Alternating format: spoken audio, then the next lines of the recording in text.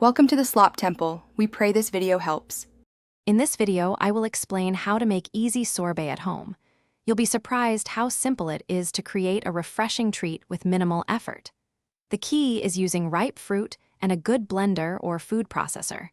We'll cover everything from selecting your fruit to the final freezing steps, ensuring a delicious result every time. Get ready to enjoy a delightful, homemade dessert. For the best sorbet, start with about 4 cups of very ripe fruit. Berries, mangoes, or peaches work wonderfully. Next, you'll need 1/2 cup of sugar, or your preferred sweetener, to enhance the fruit's natural sweetness. Finally, add 2 tablespoons of fresh lemon juice. It brightens the flavors and helps with the texture. These simple ingredients are all you need.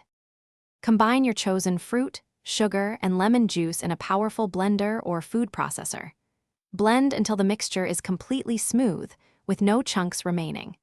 Then, pour this vibrant puree into a shallow, freezer-safe pan.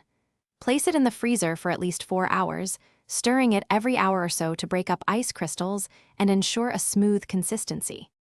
Once your sorbet is fully frozen, remove it from the freezer and let it soften at room temperature for about 10 minutes. This makes it easier to scoop.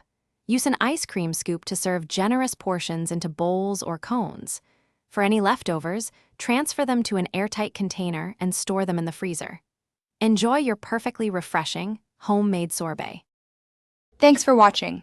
Consider subscribing if we helped you.